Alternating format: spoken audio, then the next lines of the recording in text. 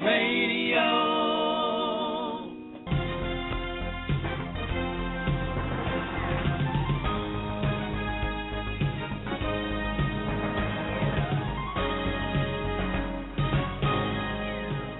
Good evening and welcome to A Kind Voice on Movies. I'm your host, William Battle. Tonight we have a very special episode. Our guest tonight is an Emmy-nominated filmmaker and founder of production company Thoughtful Robot. Tonight we'll be talking about his new film, Almost Sunrise. His name's Michael Collins. Welcome to the show, Michael. How are you tonight?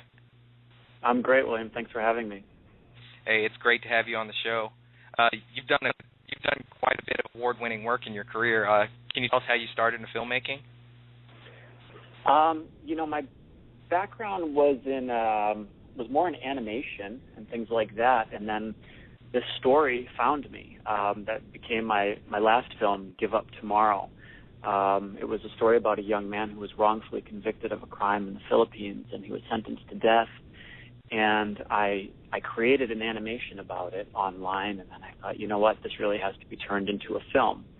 And I had some experience with video production. And I went around and I asked a whole bunch of people who I knew that were filmmakers, and I told them, you have to make this into a film. But I realized no one was going to do it. No one had the passion for it the way that I did. So I worked with my partner on it, and we just sort of got a camera, hopped on a plane, and went to the Philippines and started shooting. Was it from your animation background, was it a natural progression actually directing?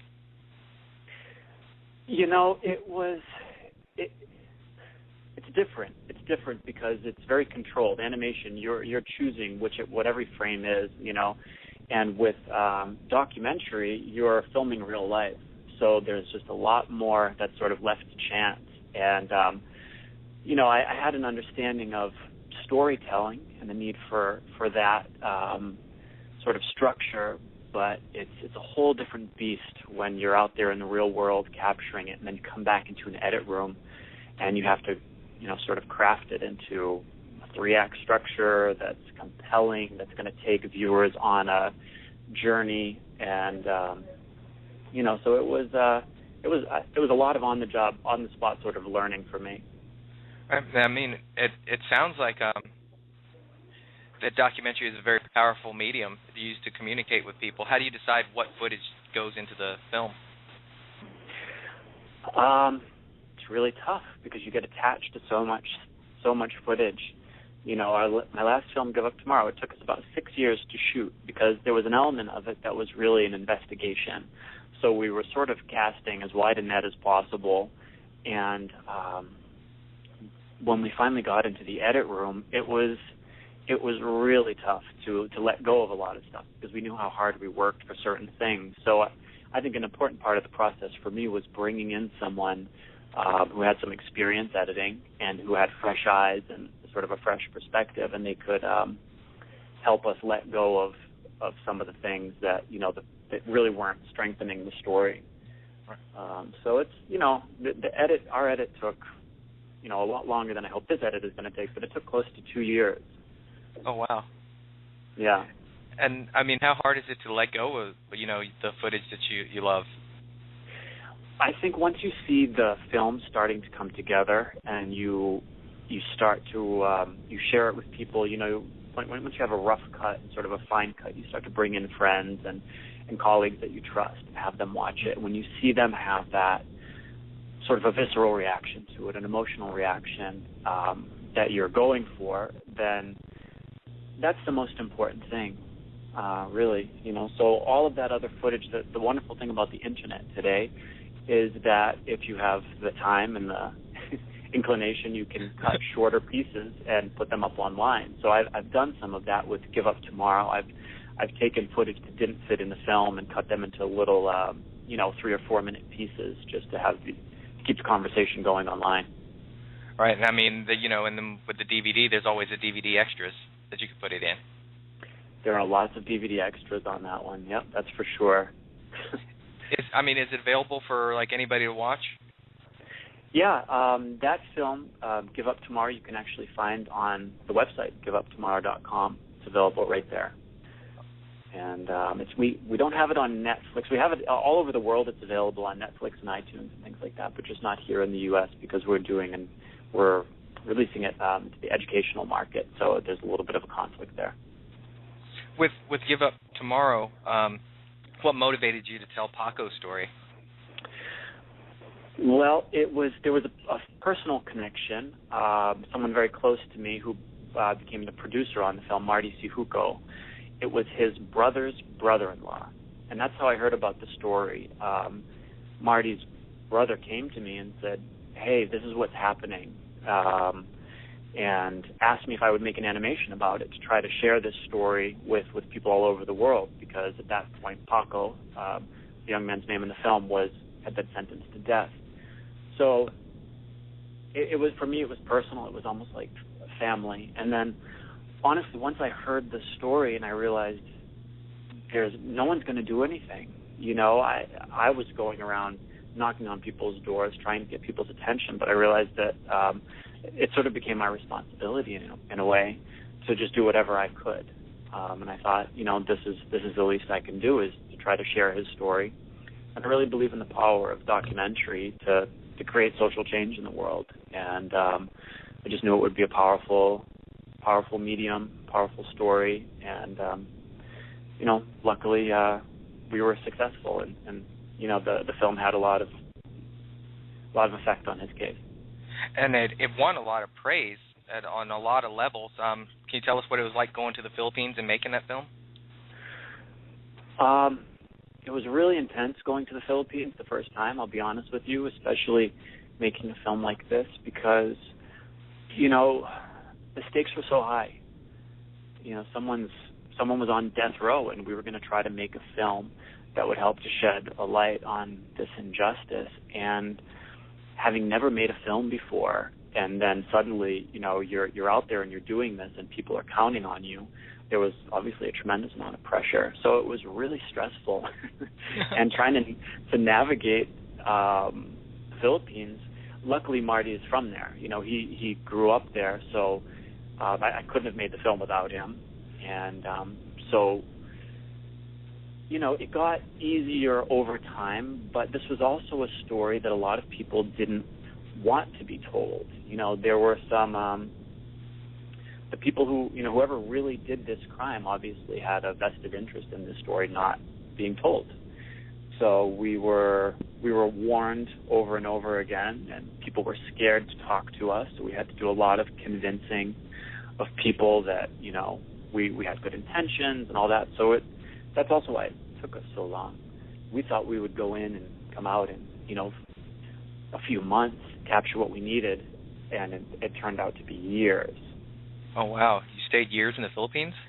Well, we would go for a few. The first trip was supposed to be 4 weeks. That's what we thought we needed. That ended up being about 4 months, and then we came back and we went back. So altogether, I don't know how much time was spent on the ground. I forget now. I don't know if it was 1 year or 2 years. Honestly, it's a bit of a blur, but it was a long. We would go for months at a time, because that's what you had to do in order to get to the people that you were trying to reach. I mean, we wanted to talk to everyone involved with this case, and so we wanted to get to the prosecution, the people who we knew had lied, the police, the people who had framed these Paco and his other co-accused.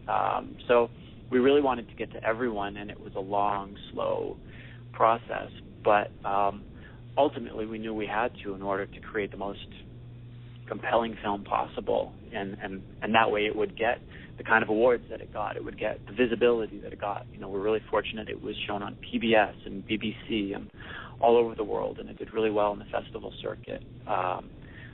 So it just took time. I mean, the time was worth it. It saved Paco's life and helped abolish the death penalty in the Philippines. That's got to feel way better than all the awards. Absolutely. That's what it's all about, really. It's just, for us, it's just all about the impact. And, that's why we make these films, is because we know what a powerful tool that they can be in the world. So we want to get people together, get them in a theater, have them walk in someone else's shoes, create an experience for them that will help to shed light on an issue that they otherwise wouldn't necessarily be exposed to or be thinking about so much, but then ultimately leave them in a place where they're inspired to take action, to do something. Oh, most definitely. I mean, I'm wanting to watch it after we get off the air here tonight. Just kind of check it out. You know, I've been on a mission all week, so I haven't really had a chance to watch any movies or TV or anything. Wow. So where were you this week? I'm in the reserve, and I was doing my annual training. You know, the 2 weeks a year they advertise. Yep, of course. And so I was on Fort Campbell writing for the paper there. Great. Excellent. But back to your movie with Paco. Have you read any of the reviews for it? For Give Up Tomorrow? For Give Up Tomorrow. Mm-hmm. Yeah, I did. It's been a while. But yeah, we were really lucky. We were really fortunate that it was received well critically. You know, people. Our approach really was to make a film that was engaging, to give people that experience that you would expect by going to the theater to see any film, you know, fiction or nonfiction, to take them on a journey and this story just happened to be really lend itself to that structure. I mean, it was like a thriller, lots of ups and downs, and trying to figure out, you know, just one thing after another, that more shocking details were just constantly revealed about all the twists and turns in this case. So, yeah, that's our approach, and that's why with the new film also we're approaching it like a narrative, you know, seeing two people going on a journey. Well, definitely. Yeah, it sounds like peeling an onion back and revealing layers as you go. Yeah, that's the best way to approach it, we find. Well, Michael, what we're going to do is we're going to take a quick break from our sponsors, and then we'll be right back. Sounds good. All right. Hi, this is Corey from Runa, and at Runa we make a number of different beverages, all from one leaf called guayusa. Guayusa is a naturally caffeinated leaf from the Ecuadorian Amazon. Indigenous peoples in that area have been brewing and drinking it like tea for thousands of years. All the guayusa that we sell is certified organic, fair trade, and non-GMO. And because guayusa is naturally packed with caffeine and antioxidants, it gives you this really nice, clear-headed, clean, and focused energy. We think of ourselves as a lifestyle brand because guayusa fuels you in doing whatever it is in your life that you need or love to do. So if it's one of those days where you need to sit at your desk for 8 hours and pound out some project or report, then guayusa is perfect for fueling you and doing that work. Alternatively, if it's a beautiful day out and you're going to do yoga in the park or you're going for a bike ride in the woods, then guayusa is perfect for fueling that as well. It gives you this amazing, full-body, wholesome energy and helps you feel fully alive. And that's why we call our company Runa. Runa is a Quechua word that actually means fully alive or fully living human being. Runa offers a few different lines of guayusa products. We have loose leaf, tea bags, bottled iced tea, and a more concentrated energy drink can, but it's all made from the same great Amazonian guayusa. We're sold in natural organic food stores across the country. We're also in Whole Foods nationwide, and you can always find a store near you on our website with our store locator at runa.org. So go out to a store near you, grab a box or a bottle or a can, and crack one open and try one today.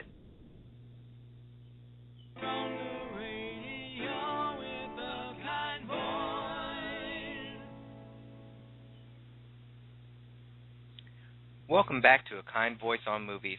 Before we left for the break, we were talking with director Michael Collins about his film Give Up Tomorrow. Welcome back, Michael. Thank you. Well, before we left, you were talking about your passion for impact awareness and advocacy. Would you say that Give Up Tomorrow brought it out as you were working on it, or was it something you've always had? I would say that Give Up Tomorrow gave me the opportunity. I think all of us really, deep down, I think our nature is really just to be in service to other people on a certain level, and this project found me, and I just felt really grateful that it gave me the opportunity to do something that was sort of thinking outside of myself, that was for, helping someone else, helping a bigger cause, and Yeah, and that was really why I started making the film. I mean, it came from a place really of activism, of seeing an injustice and wanting to help correct it, but also seeing the power of film and wanting to craft a really strong film, because I knew that the two sort of went hand in hand. It definitely does. And I was reminded of Paradise Lost. Have you seen that one? About the West Memphis story? Yes. Yeah, those were a huge inspiration for us. That was one of the first documentaries that I ever saw. I think that and maybe The Thin Blue Line by Errol Morris. Those were some of the first ones. Yeah. And you said that kind of influenced you, as kind of inspirational? Absolutely, because I saw that was really what proved to me that these films really had the power to make change in the world. You know, the Paradise Lost film inspired a whole movement. Those guys are free right now, and it took a long time. You know, unfortunately, the wheels of justice turn very slowly in this country and all over the world.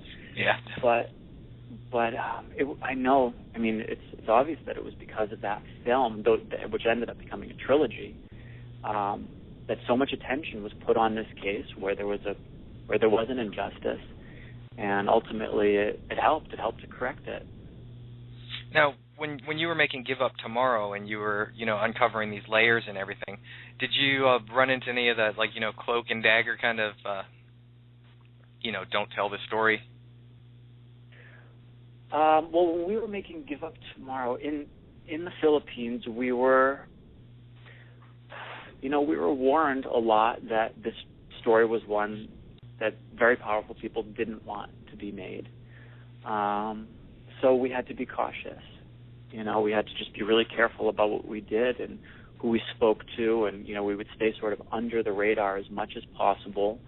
And then when we would speak to someone who was more of questionable integrity, I suppose, then after that interview, we would find a way to disappear for a little while, So there was 2 different islands that we were shooting on in the Philippines, and if we had one on one island, we would sort of, after that interview, we'd go straight to the airport and go to the other one, go back to somewhere else, a little safe, and stay under the radar for a little while before we kind of went back out. So maybe it was paranoia, but we were, there was certainly an element of having to be cautious while telling the story. Oh, definitely. I can imagine so. And with making Give Up Tomorrow, how did that help you with your next film, Almost Sunrise? Oh, my goodness. In every way possible, because with Give Up, I literally was reading the manual for how to use the camera while I was on the plane to the Philippines. Not that I had never held a camera, but I just had never held that camera. So it was a lot of just on-the-job training. And, we just didn't have the resources. We weren't yet connected, or we didn't have any kind of reputation yet in the documentary film community. So we were applying for grants to get funding in place, but it took us years to kind of land any of that. So Marty and I really had to do so much on our own, which is stressful and it's hard. And there's a reason why people are DPs, directors of photography or cinematographers, or why you have producers and co-producers and someone doing audio, because 1 or 2 people shouldn't necessarily be doing all of those roles. So we did it all ourselves, which was great. We learned how to do it. And then, for the new film, we realized that to do this one properly, we need a team. We can't just do it by ourselves, because we're just going to sacrifice the quality. And, we just wanted to step the whole thing up. And that's what we did. So we were really fortunate to get some funding in place beforehand, just enough to be able to hire a very small crew, but just to bring people out who just helped us elevate the production quality of everything. Now, with your films, I was noticing, I don't know if it's intentional, but you have Give Up Tomorrow and then Almost Sunrise. It's kind of like a new day theme. Yeah, that's very true. I mean, it's important for me to make films that are ultimately hopeful. I mean, that's what inspires people to do something, to take action. We don't want people walking out of the theater or turning off the television and just feeling upset and depressed, and that doesn't really inspire much action. So we're not trying to sugarcoat the seriousness of the issues that we cover. We cover them, very straight on and intensely. So there are some very highs and lows in the film, but ultimately they're always about looking forward, about finding solutions. Definitely, and you're achieving those, especially with the hardships you had making Give Up Tomorrow, and you came out a winner. Yeah, we were really fortunate, and I don't know, I guess the whole process of making a film, it's so much more than just going out and shooting a script. I mean, it becomes your life. You get so entangled in the lives of those who are the subjects of the film, and you get so invested in the issues that you're covering. So certainly when you see that there's some impact that comes from, sometimes it comes from the process of making the film, sometimes it comes from making the film, the final product itself. I think usually it's a bit of both, but it's really rewarding. It's not easy a lot of the time. It's kind of emotionally kind of straining and exhausting often, and certainly financially. But it's, I just feel really grateful to be able to do something that allows me to live life, in such an intense way. Definitely. And then, is it how you imagined it would be, being a filmmaker? I don't really know. I didn't really know what to think. I think every element, every part of the production is so different and so intense, and you're immersed in it 100%. There's not a lot of time to kind of look outside of it. It kind of forces you to really be present. And I think if you talk to 10 different documentary filmmakers, their experience making the films would be totally different, because it's so wound up in real life. So all the expectations that I have, I just sort of let them go out the window and just try to be present and go along for the ride, and try to have enough presence of mind to be able to respond in the moment. And just roll with it. Yeah, that's all you can really do. Now, with the two veterans, Tom and Anthony, you met them last July. How did that meeting happen? Well, I had met Anthony the previous November. I was doing a little bit of volunteer work for an organization called Project Welcome Home Troops. I had heard a young man who was a veteran, a Marine, who had just become a teacher with Project Welcome Home Troops, and they teach this course that incorporates breath work and yoga and meditation as a way to help veterans and their family members heal from the traumas of war. And I heard this guy speak, and I was just so moved. And I reached out to the organization, and I said, hey, if there's anything that I can do, I'd love to help. And they said, well, yeah, let's help us make a video. So their executive director and I kind of hopped on a plane and went to a couple of different cities where people had taken this course, and I just started interviewing the vets and learned about their experience before and after the course. And that became sort of a 10-minute video that organization now uses. I think it's on their website, projectwelcomehometroops.com. But in that process, Anthony was one of the vets who I met. And I learned about all of the issues that their community was facing and really has been facing for, ever since Vietnam, and I'm sure even before that. But it was really eye-opening for me to see the struggles that were going on in a community that seemed a little bit isolated, that, the rest of us who were, could be more sort of seen as being in civilian population, weren't so engaged with the issues that were going on in this community. And, obviously the one statistic that I think shocks all of us is that 22 veterans are taking their own life every day. So after talking to all of these vets, I just really knew that the next film I wanted to make just had to be about these issues. So I was searching for a story that would allow me to do that. And I came across Anthony on the internet one day doing his own crowdfunding outreach campaign to fund Veterans Trek, which was going to be him and his friend Tom walking across the country as a way to heal from their time in combat and to help call attention to these issues. Definitely sounds like a worthy cause. I mean, I can get behind that. We had Memorial Day this past week, so this is a fitting topic for this week. Yeah. And I had a chance to talk to some Vietnam veterans, and they talked about, the kind of things they faced when they came home.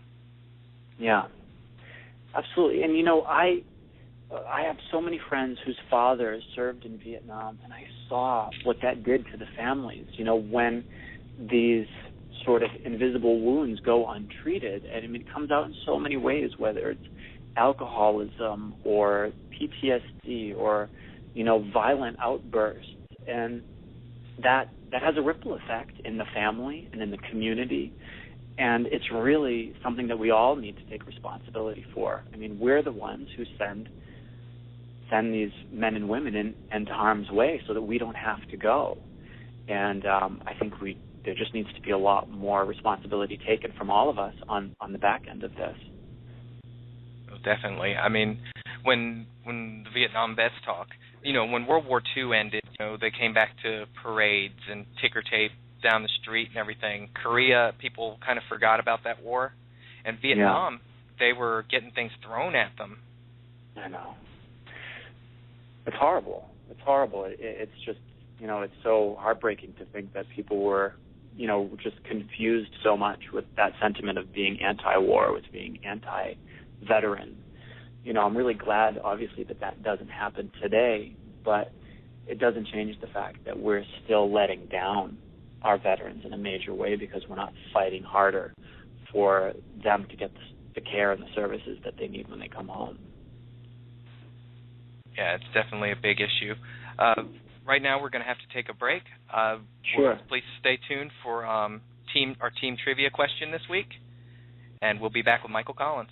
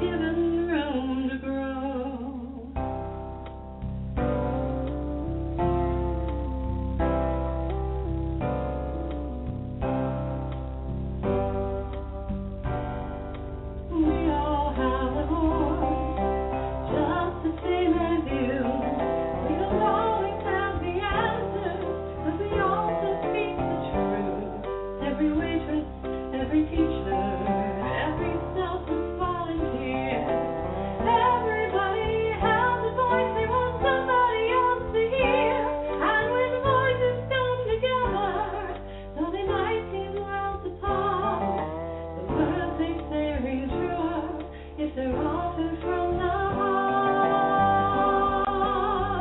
as you know it's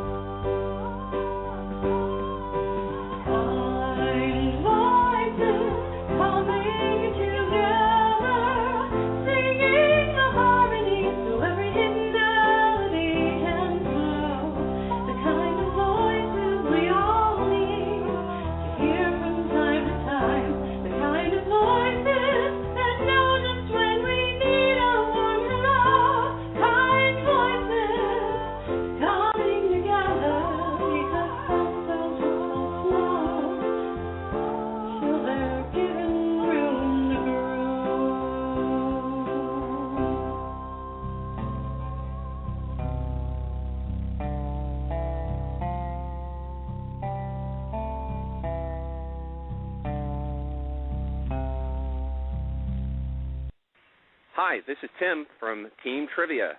Here is your question of the week. What is the highest grossing animated film of all time worldwide? A Kind Voice Radio. Welcome back to A Kind Voice on Movie. To answer the trivia question, please go to www.akindvoice.org/trivia, and you can win some Runa prizes. Before we left for the break, we were talking to Michael Collins about his movie Give Up or Almost Sunrise. Welcome back. Thank you. I apologize. It's kind of a topic that's near and dear to me. It's kind of got me thinking a lot outside. Lost my focus a little. Yeah. But back to the issues facing the veterans. What were some of the issues that Tom and Anthony were facing? I think so many, to different degrees. Anthony, really they'd be the best ones to answer that, but Anthony certainly had a lot of anger issues. That was something that came up a lot. He came home, and from talking to his wife, he was just a different person. He went from someone who was very sociable, who was sort of always wanting to go out and sort of the life of the party, to being someone who really just wanted to spend a lot of time alone in his basement. I think had a lot of trouble relating to people. And major anger issues. And that's something that I think has come up a lot of the vets that I talk to, is that there is no sort of graduated experience when it comes to anger. It's 0 to 10, and they don't see it coming on, and no one around them sees it coming on.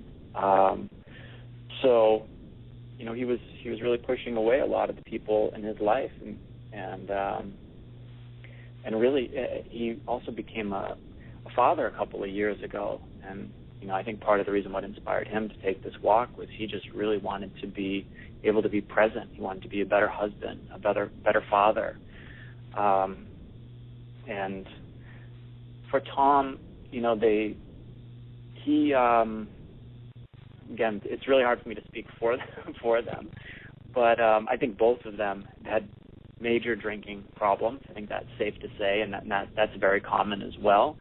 I think there's obviously a lot of emotions that are really hard to deal with, and that seems to be a quick fix for a lot of people to be able to sleep at night. These guys are just drinking a lot just so that they could quiet down their mind enough to go to sleep.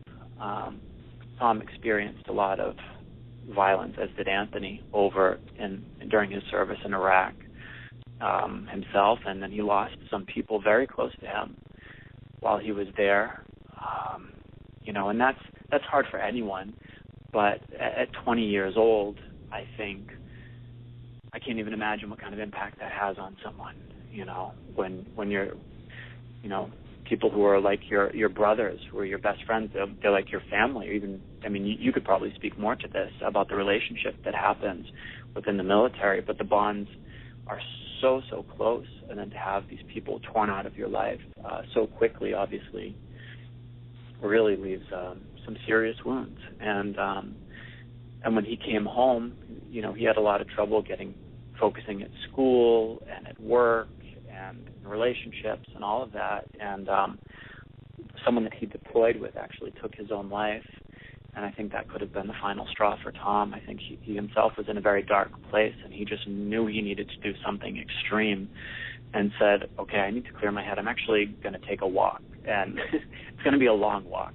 So he decided he was going to walk, nearly 3,000 miles across the country. And he reached out to Anthony. He said, hey, can I borrow your backpack? Anthony said, what for? He said, I'm going to walk across the country. And Anthony very quickly understood the power of that and the need for that in his own life and said, I'd love to come with you. Let's do this, and maybe we can turn this into something bigger than just the two of us. Let's use this as an opportunity to shine a spotlight on the issues that they themselves were facing by sort of going out and being really open and talking to people. So in a way, giving other people the permission to do the same thing who may have been afraid to. They did it as a fundraiser for an organization called Dry Hooch, which, really does some great work around peer-to-peer counseling for vets. But really, first and foremost, they did it for themselves. I mean, unfortunately, a lot of veterans, they don't have the opportunity or don't think to do something positive like this with their anger, and they turn it on themselves. Yeah, it's really heartbreaking because I think veterans just have so much, just the training and the service, their just dedication to service, and they have so much integrity that when they're at their best, they're some of the most amazing members of our community, of our society. They have the potential just to be the greatest leaders in every way. But I think when they're suffering, their suffering is also the greatest because they've literally been to hell and back again, and in a way that so many of us can't even begin to imagine. So, they really lived their life, I would say, in the extremes. And a lot of that, they've changed. The military's changed its policies and views on that kind of suffering. But before, it was kind of like, they suffered in silence. Yeah, that's something that I heard from a lot of vets that I talked to, was that they were trained, if you're not feeling well, if something is bothering you, take a knee, catch your breath, suck it up, and drive and on. And drive on. Failure is not an option, and all these different things. So I think, when they come back and they have all of these different feelings and emotions and don't really know what to do with them and don't see a very clear path towards healing. And unfortunately, I think there is some stigma around mental health issues, around needing help. So I think part of what we really hope to do, what Anthony and Tom were doing, was helping to break down those stigmas. They were walking around saying, listen, this is what's going on inside of me. And, I saw firsthand the emails that they would get. I mean, because they also had a really big presence online, and they still do at veteranstrek.com. People would just write them and say, you know what, I just read an article about you because you walked through my town, and you inspired me to go out and get the help that I need right now. So I think the very act of what they did just had a lot of power behind it to heal themselves and other people, which is why I thought, you know what, if we can translate this into a film, we can just reach so many more people. Definitely. And I mean, taking on veterans' issues is like a large statistical task. Do you have anyone helping you with that aspect of it? Yeah, I mean, we have. I have an amazing team working with me, to do that. It's, like I said, my job really is to just craft a film that's going to be good enough to make some waves in the world. That's going to be shown, on a big network, something like PBS. That's going to do well in the festivals, and dive. What we're doing right now is aligning ourselves with veterans organizations who are sort of at the forefront of these issues, we are filmmakers, obviously, and we're going to do what we do best. So we're not going to try to start from scratch when we do an impact and outreach campaign. So I have, actually sitting in a room with me right now where I am until about 1 o'clock in the morning every night is our co-producer, Claire Ratanan, and she's helping with a lot of that. So she does a lot of the outreach, finding organizations, and recently we fortunate enough just to create a partnership with Stop Soldier Suicide, which is an incredible organization that's really on the front lines around this issue. So, we want to partner with them, and when the film comes out, and we'll partner with other organizations as well, like Project Welcome Home Troops, and some others. We still have time to work on all of that. But what we ultimately want is for this film to become a tool that they can use to further their mission and to reach more people. And it sounds like you've got a great plan ahead to get this film made and get all the information in there. Yeah, we're doing our best. I learned so much from the last experience, and it really amazes me. It took me 6 years to shoot the last film, and this one we did it in under a year. We still have a little more shooting to do, but most of it is done. And I want to move right into the edit as quickly as I can because, in one sense, it's all fresh in my head. I'm not going to be looking at footage that I shot 4 years ago, 6 years ago. I'm going to be looking at footage that I just shot months ago. But in another sense, there's obviously a huge sense of urgency around this topic, around the suicide crisis that's going on in the country right now, and getting this out there as quickly as we can and having it reach as many people as soon as possible. And it's gonna be as impactful as Give Up Tomorrow. Let me tell you. I hope so. I know one of the issues that people face when they're thinking of suicide is something about moral injury. Yeah. Absolutely, and that's something that's it's a relatively new term, I think, in the mental health. It's a new concept that's come out recently in sort of the mental health world, but it's a little different than PTSD. I think we've all grown to understand what PTSD is and the seriousness of that, but there's something that seems to run even deeper than that. Wounds that are hard to reach by medicine and psychiatry, and psychotherapy alone, something that has a little more to do, that manifests as deep shame or guilt.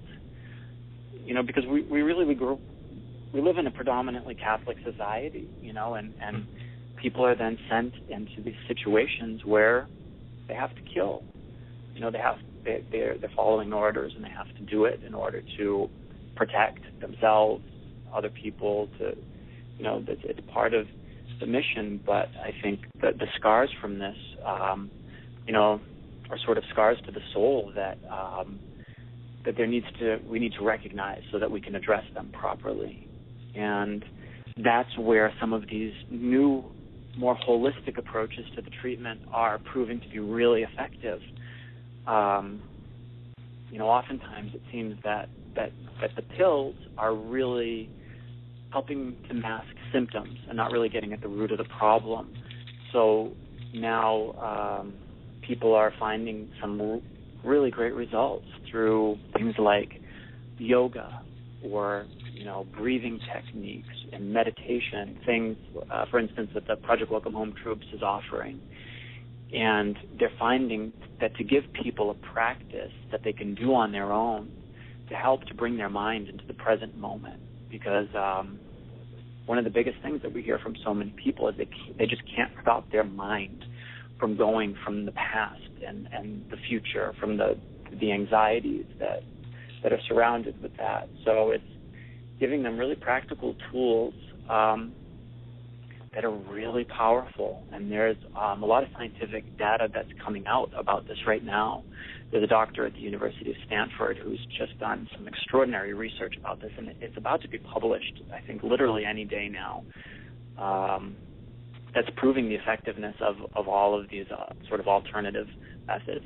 And oftentimes they can be coupled with psychotherapy. I mean, these, like Project Welcome Home Troops, I know it partners with the VA and doctors from the VA, and they find that this more holistic approach to treatment and to healing is really effective. And I found another organization that you might want to look into is a place called Art Therapy Alliance that uses art therapy with veterans.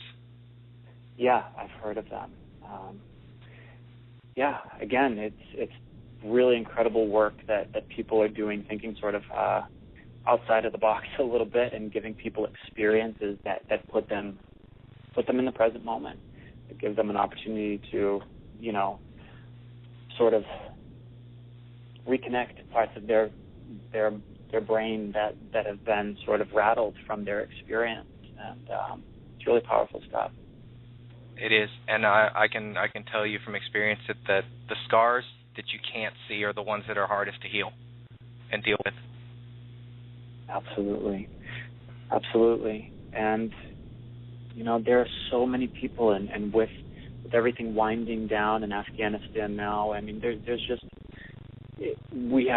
so many people that really are going to be needing help, and I think it's really it's a conversation we need to be having a lot more to figure out what we can do to be ready for that. And I mean, already we're failing, because if there's 2 veterans taking their life every day, we're failing. But today there's 22.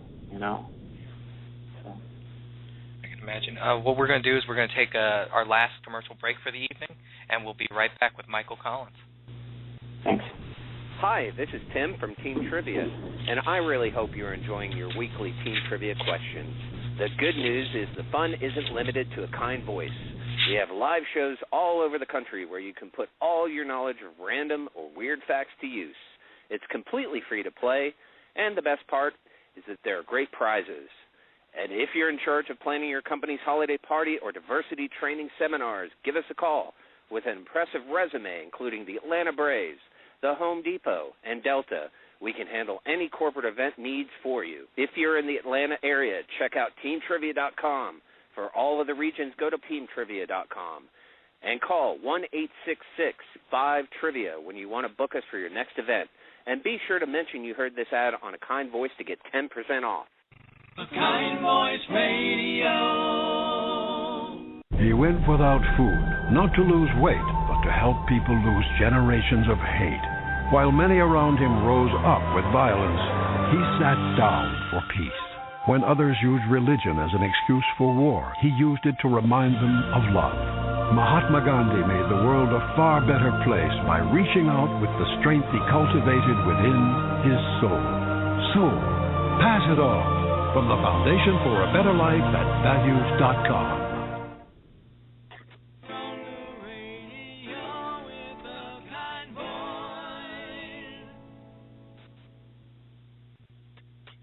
Welcome back to A Kind Voice on Movies. I'm your host, William Battle, and we were talking to Michael Collins before the break about his movie, Almost Sunrise. Welcome back, Michael. Thank you. Before we went to the break, we were talking about, different veterans issues. Tom and Anthony finished their trek in February. How are they doing right now?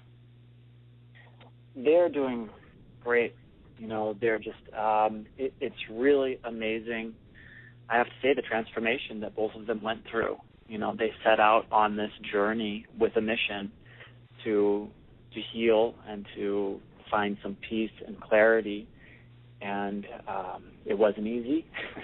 It was a lot of work, and they did it, so many different ways.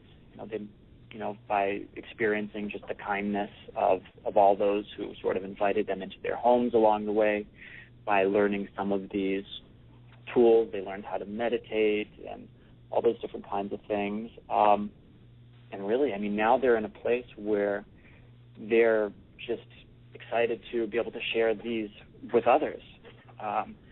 So what they're doing is, Veterans Trek is what they call their walk across the country, and now they're working to turn that into an organization so that they can work with other veterans and give them the same experience.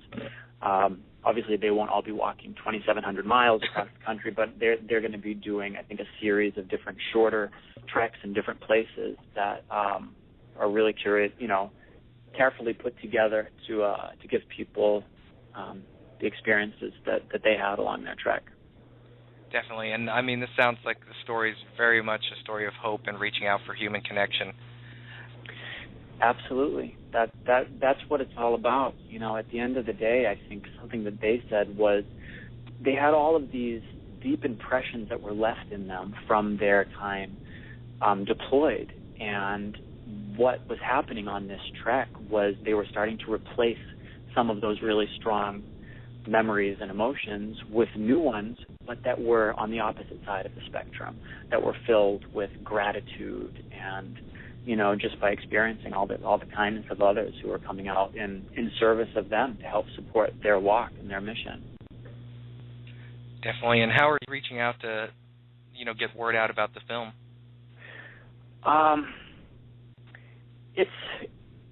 It's going well so far. We have a presence on Facebook. We have an Almost Sunrise page there. And I think on our first day we put it up, we had 500 people. Now we're nearly at 1,500. Certainly we have a long way to go. We want to reach a lot more people there. We're just doing our best. We're trying to engage people right now around a Kickstarter campaign that we have going on. So that's given us an opportunity to really connect with a lot of different communities because they see the value in what we're doing and the potential for this film to be a really powerful tool in the world. So they're helping us to promote the campaign and things like that. So we're making a lot of great connections. As I mentioned, Stop Soldiers Suicide has become a really wonderful partner. USCCA, there's a lot of different organizations that have really stepped up and are reaching out to their communities to help us get this film made. We're in a place right now where we just want to start editing, and we basically spent our whole budget for shooting, and that was really great, and we're working like crazy to fundraise for the post-production budget, but we don't want to lose momentum. We want to continue editing right away. To jump into that. So we have a Kickstarter campaign going on, and there's links to that from our website, which is sunrisedocumentary.com, and from our Facebook page, the Almost Sunrise Facebook page. But, we're in the final 10 days of it, and really we just want to make this film as soon as possible. And there's a video up there where you can see some clips of the film, and we created a whole bunch of short videos that people can look at. There's one around meditation. There's one that we did for Memorial Day, a whole series of them. So it can give people a glimpse of the film and the footage and a real clear understanding of what the narrative arc is going to be, what our mission is with the film and the outreach campaign. Definitely. And with your Kickstarter, I know Tom and Anthony used Kickstarter to fund their trek. Did they help you with kind of the ins and outs of crowdfunding for this film? Yeah, they had some great advice for me. You know, they're very successful fundraisers themselves. They raised a whole bunch of money, as I mentioned, for Dry Hooch. That was part of their walk. They've just been great because they're sharing everything that I put up with their whole community. So they've been they continue to be a big part of my life and this whole journey, I think, that we're sort of all on now together. Definitely. And with the Kickstarter campaign, sometimes, people get real interested in the incentives. And one of the things that caught my eye was the smudging kit from Wolfwalker. Yeah, I mean, one of the most extraordinary things was, like, along this journey, they met just so many different kinds of people. And Wolfwalker is a Native American living in Colorado who took them on a hike and basically sat down. He's sort of a spiritual advisor and had this whole session with them that was really incredible, really profound for the guys. And he has there's something that they do called smudging, where you burn sage and you fan it with this fan made out of feathers and hand-carved wood handle. And, he does that to sort of purify them and clear the space before they sit down and have these very sacred conversations. So we have all that on film, and he was kind enough to donate 5 of those that he's hand-making for donors. I think there's only one left right now, actually. but for any donation level, there's all kinds of really cool rewards that people can get. I think there's an astral reading one also. Yeah, Vedic Astrologer. Again, we're trying to have our rewards reflect the film and experiences that Anthony and Tom had in the film. And something that happened in Sedona was they met with just this world-renowned Vedic astrologer, Dennis Harness, and he was kind enough to give them to read their charts, which means they basically have to tell him what city they were born in, the date, the time, and from that there's a whole mathematical sort of process that's done. There's a real science behind it. He's able to give them some advice kind of looking forward. And, he looks back a little bit too, and we caught all of that on film. It's really wild to see just the accuracy that he had. He didn't know these guys at all, and he was telling them things that you just couldn't even believe. But ultimately, again, it's just a tool to offer people as guidance, as just to be sort of the best versions of themselves as they move forward.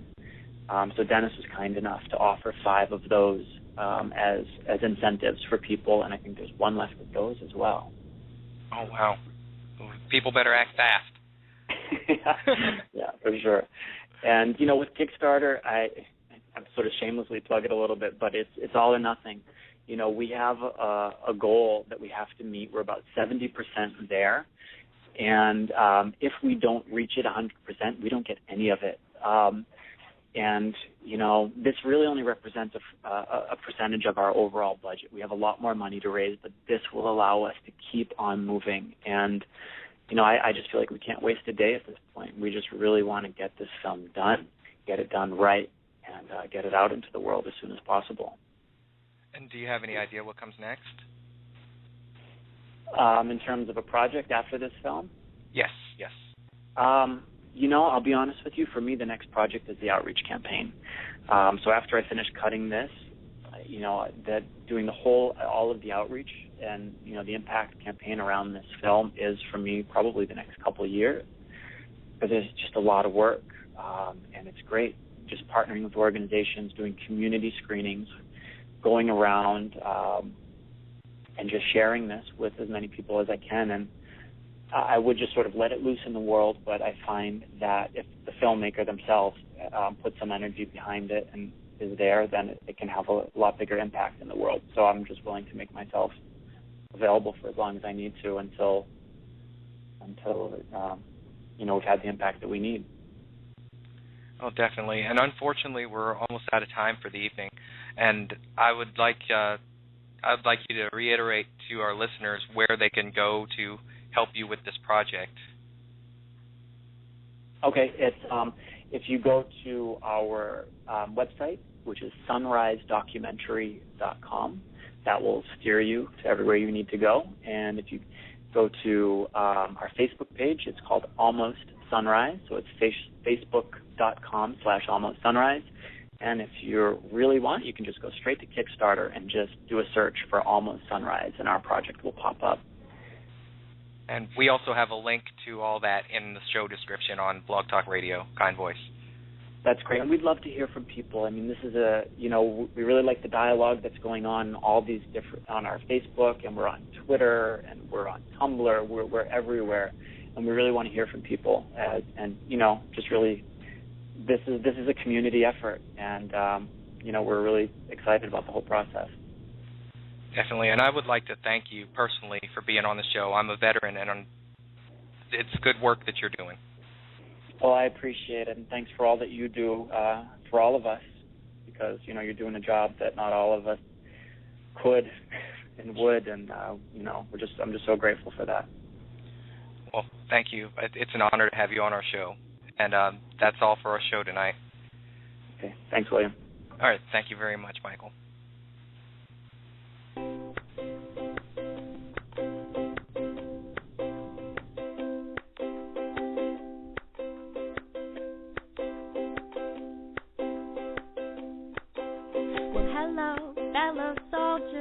How's your day? Come take my arm, let's walk in sync away. want to know your thoughts now. Yes, it's true. And that bluebird, he flew by now just for you. You step outside, you don't know who you'll meet. Feel the pitter patter of the street. Join the crowd and sing in harmony. I won't let go, come link elbows with me. Just know that I am there for you, to hear your voice, care to lend a hand. In this moment, we will work together and turn a new kind stranger to a friend.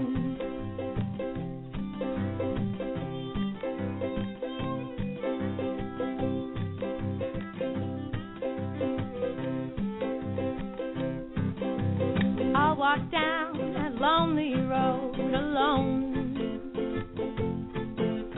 searching for a place to call home. The path is long, we cannot see the end, but the journey's so much better with a friend. Come to my house and rest those weary bones. Drink and laugh, we'll both refill our souls. That cup of cheer you're drinking sure tastes sweet. I'm glad that your acquaintance sided me.